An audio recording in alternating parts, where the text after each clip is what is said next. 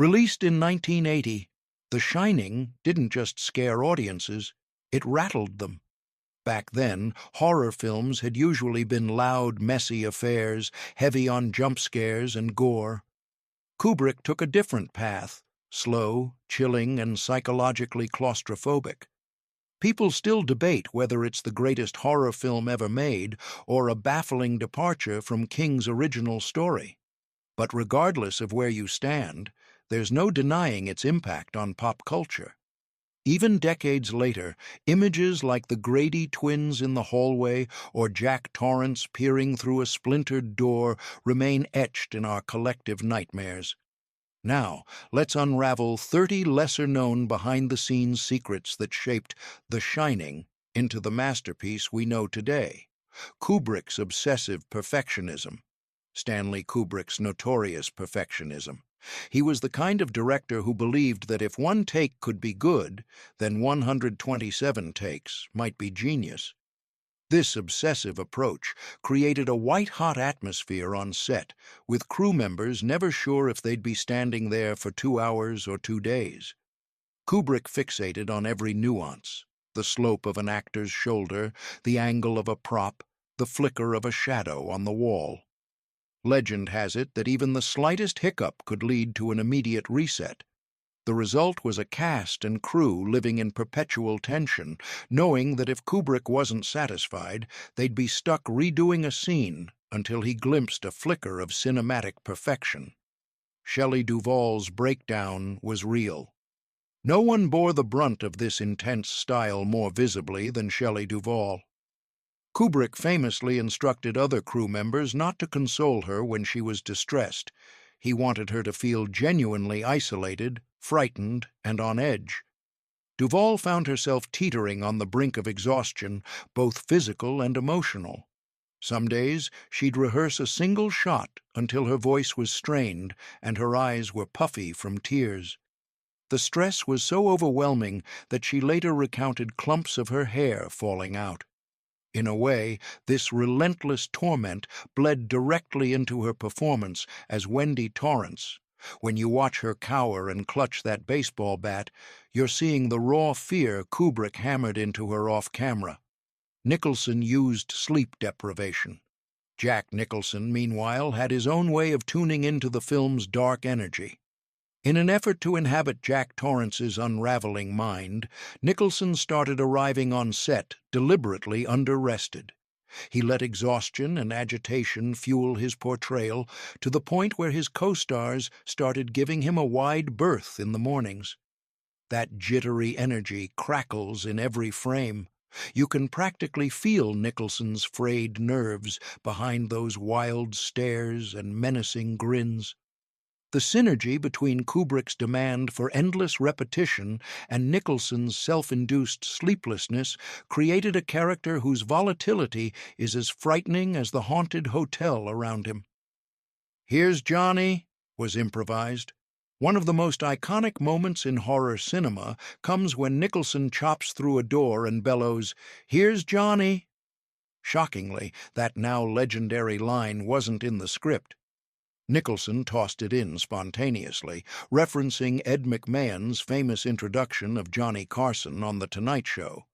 Kubrick, reportedly unfamiliar with the show, almost cut the line entirely. Luckily, he recognized the raw power of Nicholson's delivery after reviewing the footage. Now, you can't think of The Shining without imagining that deranged face poking through the splintered wood, greeting the camera with a twisted spin on a friendly catchphrase. Stephen King hated it. Despite the film's iconic status, Stephen King famously loathed it. He likened the adaptation to a stunning car without an engine, accusing Kubrick of stripping Jack Torrance of his tragic nuance. King's novel depicted a man slowly corrupted by supernatural forces and personal demons, whereas Kubrick's Jack feels dangerously off-kilter from the very first scene. The author's disapproval ran deep. He criticized everything from the casting of Nicholson, too obvious for a madman, to the portrayal of Wendy, too meek compared to the novel's stronger, more resourceful version. Though fans often love the film for its icy tension, King's verdict remained coldly dismissive for decades. Room 237 was invented for tourism. Anyone who's ever visited Timberline Lodge in Oregon might notice that there's no Room 237. In Stephen King's book, the mysterious chamber was Room 217, but the hotel management asked Kubrick to switch the number. They were worried people would steer clear of that specific room if it became synonymous with ghostly horrors. So Kubrick conjured Room 237, which doesn't exist at Timberline, presumably to avoid terrifying potential guests.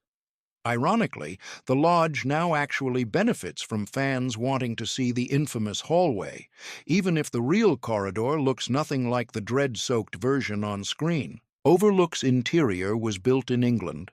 While the exterior shots come from Timberline, almost all the interiors, those massive hallways, the gold-drenched ballroom, the eerily wide lobby, were painstakingly built in England at Elstree Studios.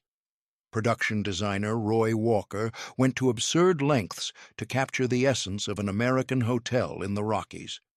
Everything from doorknobs to electrical outlets had to match American standards, leading to the shipping of countless small details across the Atlantic. The goal was total immersion.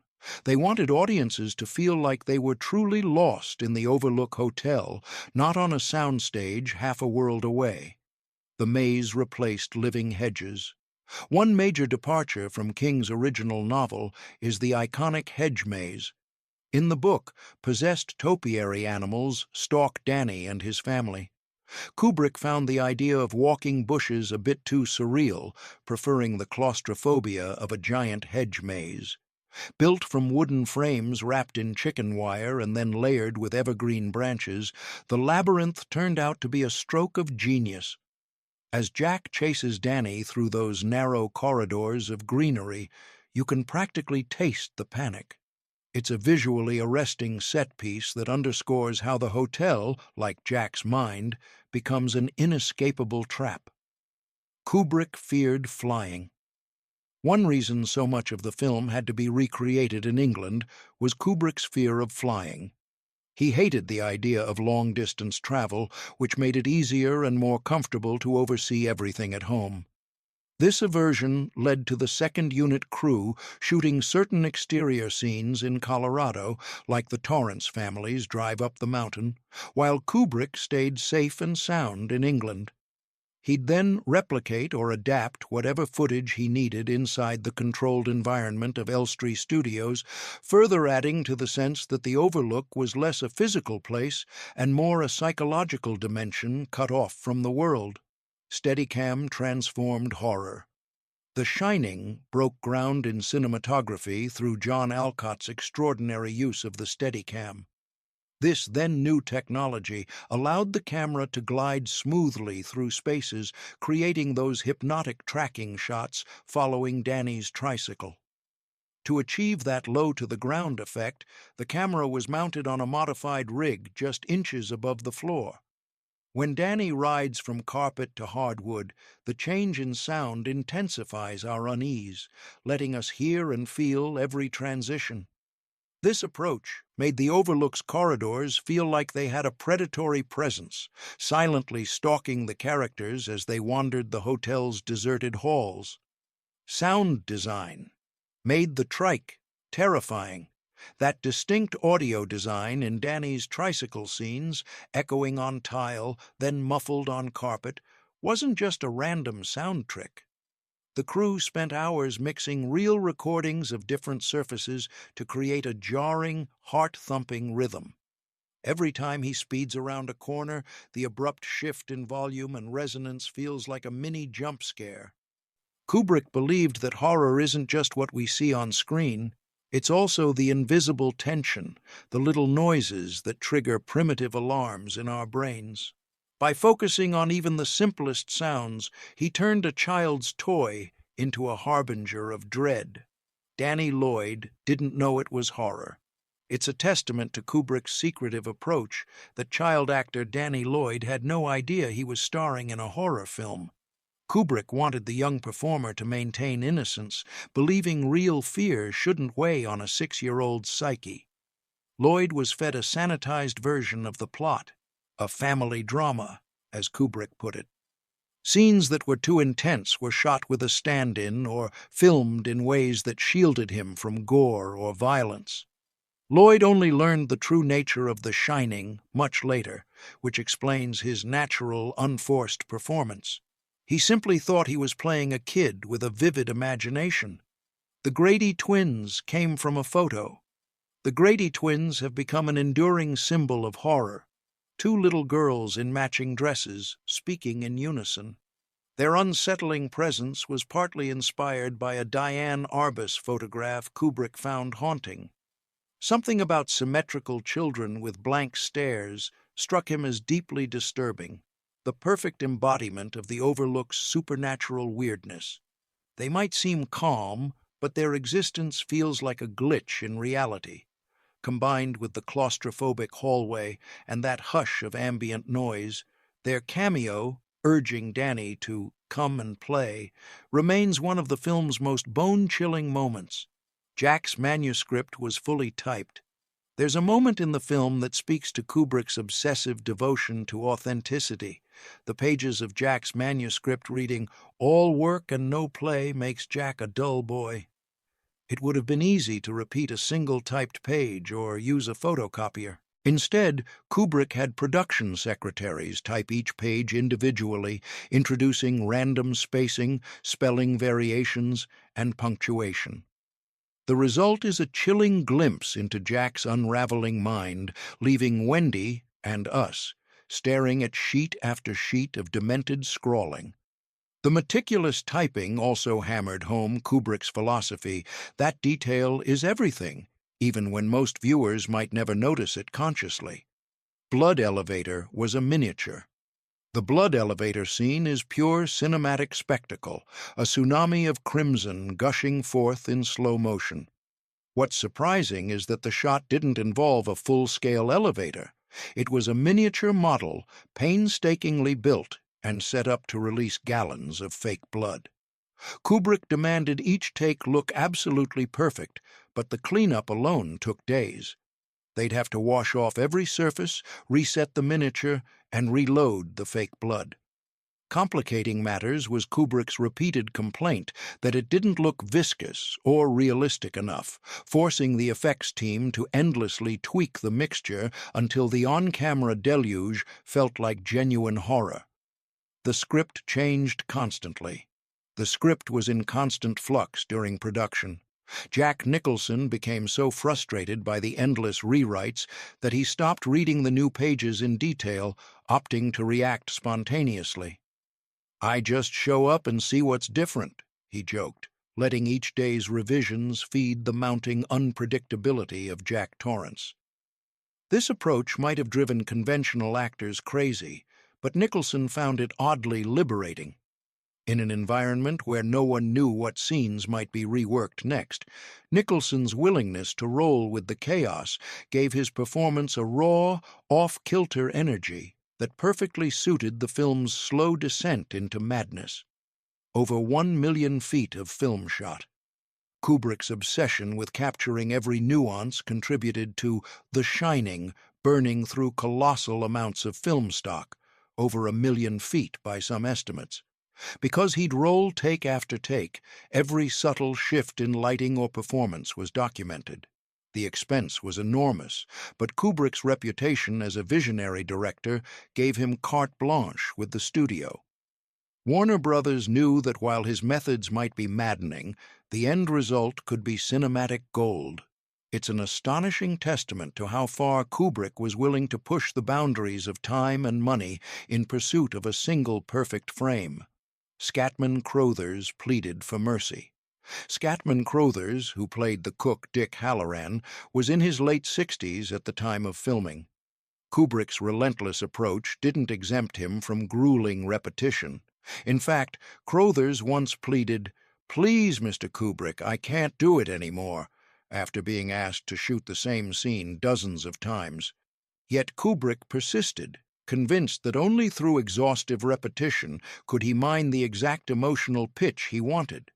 For Crothers, who was both physically and mentally exhausted, the filming process felt like an endurance trial.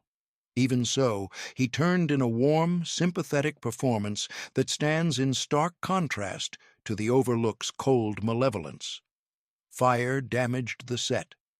As if the shoot wasn't challenging enough, a fire broke out on the massive lounge set near the end of production, causing extensive damage. Set crews scrambled to rebuild in record time, working almost around the clock to meet Kubrick's strict timetable.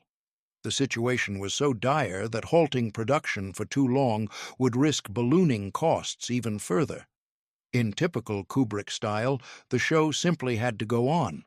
The set was painstakingly reconstructed with such accuracy that it's almost impossible to spot any difference in the final film. In a production already steeped in tension, the blaze only added another layer of real-life drama. Conspiracy theories still swirl. Few films have birthed as many conspiracy theories as The Shining. From speculation that the film symbolizes the genocide of Native Americans to wild ideas that it's Kubrick's coded confession about staging the moon landing, fans have dissected every frame for hidden meanings. The documentary Room 237 delves into these theories, revealing just how consumed some viewers are with decoding the film's cryptic elements. Kubrick, who often refused to clarify ambiguous points, unknowingly fueled a pop culture phenomenon that remains alive and well decades later. Jack's typewriter changes color. Eagle-eyed viewers may notice that Jack's typewriter undergoes a subtle transformation. At first it appears white, and later it's more of a blue-gray. Whether it's a continuity error or an intentional statement about Jack's evolving psyche remains up for debate. In the realm of Kubrick, nothing is too small to be dissected. Some fans argue the shift signifies the creeping influence of the Overlook on Jack, staining even his most basic tool with a spectral hue. Others assume it was just a simple production swap. Whichever interpretation you prefer, it's yet another puzzle piece in a film bursting with illusions, hints, and puzzles. Nicholson was a real firefighter. Nicholson's axe-wielding scenes have a certain realism that might raise eyebrows if you know his background. He once served as a volunteer firefighter. This experience gave him a certain ease in chopping through doors, so much so that the crew had to replace real doors with thinner, more easily splintered versions. As he ramped up the mania, Nicholson tore through the prop doors like tissue paper. For Kubrick, that unstoppable fury was exactly the tone he wanted.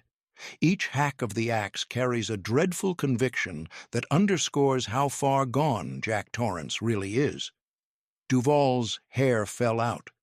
Shelley Duvall's stress levels soared so high during production that she frequently broke down crying between takes. The combination of sleep deprivation, emotional manipulation by Kubrick, and the oppressive environment wore her down physically and mentally. She later showed interviewers clumps of her own hair that had fallen out from the stress. Though this approach raises ethical questions about the extremes directors can push actors toward, the raw vulnerability Duvall displays on screen is undeniably powerful. Her performance as Wendy is soaked in palpable fear, a heartbreakingly authentic portrayal of a woman fighting to protect herself and her son against an unimaginable threat.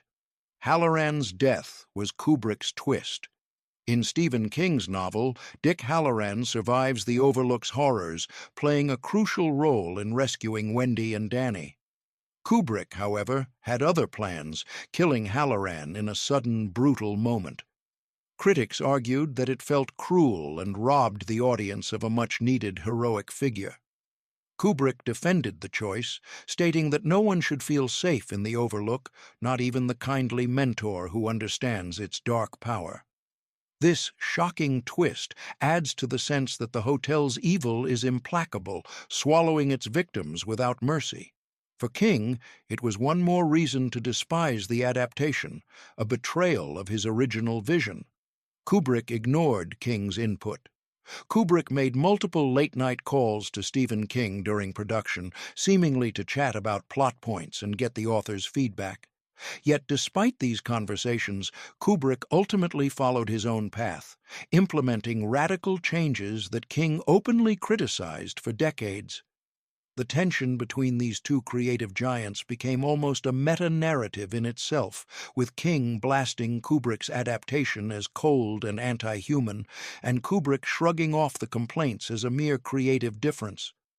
This clash of viewpoints remains legendary in cinematic lore, underscoring how The Shining isn't just an adaptation of a novel, but a complete reimagining under Kubrick's ironclad direction. The room 237 woman took hours to build. The ghostly woman in room 237 is one of the film's most indelible horrors. At first, beautiful and seductive, then decaying and grotesque. This transformation required hours of prosthetic makeup and strategic camera work to morph an alluring figure into a shambling corpse. The actresses involved had to endure claustrophobic sessions of latex application, slime coatings, and chilling water setups in that enormous bathtub. Kubrick, in typical fashion, demanded retake after retake, striving to land the perfect level of revulsion. The result is a scene that lingers in the mind, capturing how the Overlook's nightmares twist desire into repulsion. Vivian Kubrick's documentary revealed it all. For a rare behind-the-scenes look into Kubrick's methods, one can watch Making the Shining, a documentary filmed by Kubrick's daughter, Vivian. The footage is at turns fascinating and unsettling. Kubrick berating Shelley Duvall, Nicholson roaming the set like a caged animal, and the intricate setups required for each shot. It's a glimpse of the swirling tensions that fueled the film's oppressive atmosphere. Even though it's only a fragment of the total shoot, it sheds light on how the cast and crew struggled, and sometimes suffered, to fulfill Kubrick's uncompromising vision. You watch and realize that the on-screen terror was often mirrored by off-screen stress. May's snow was just styrofoam. When filming the hedge maze scenes, England's weather refused to cooperate with Kubrick's vision of a winter wonderland. Real snow was scarce, so the production team resorted to using salt, styrofoam, and polystyrene as stand-ins. Actors trudged through the fake drifts, kicking up clouds of synthetic flakes that had to be painstakingly managed to maintain continuity. The mixture also stuck to clothing and props, complicating reset times. Yet on camera, the illusion is seamless, creating a treacherous, frost-laden labyrinth where Jack and Danny enact their chilling final chase. The crew's ingenuity in crafting that blizzard underscores the lengths to which Kubrick's team went to perfect every detail. Jack's frozen face was makeup magic. The final freeze frame of Jack Torrance in the snow is as eerie as it is iconic. Nicholson stood in place for an extended period while layers of makeup and faux ice were meticulously applied to his face, hair, and eyebrows. Crew members recall him cracking jokes to break the tension, but the final shot remains a haunting tableau of madness stilled by cold. It perfectly encapsulates Jack's fate, a man so consumed by the hotel's evil that he's left frozen in time. For audiences, it's a chilling punctuation mark before the film's cryptic final shot of that black-and-white photograph in the Overlook's hallway. So, how did everyone truly feel about this grueling film? Shelley Duvall later said, "Stanley pushed me beyond places I thought I could go." Jack Nicholson admitted he'd never worked so hard, physically or emotionally. The controversies swirl around how Kubrick treated his actors, the drastic changes from King's novel, and whether such extreme methods were necessary to achieve this masterpiece. Regardless of the debate, The Shining left an indelible mark. It influenced future horror directors who realized that an unsettling atmosphere can cut deeper than cheap jump scares. The slow tracking shots, the moody lighting, the haunting music, all changed the way we perceive dread on screen. And in the end, what do we truly take away from The Shining? Perhaps that real horror isn't always about external monsters, but about isolation, obsession, and the slow erosion of a fragile mind. The Overlook Hotel might be haunted, or maybe it's just a reflection of the darkness we carry within us. Decades after that last shot, we're still lost in its corridors, searching for answers to questions that can't be neatly resolved. That lingering sense of unease, that tension between the supernatural and the psychological, is exactly why The Shining continues to captivate and terrify us to this day.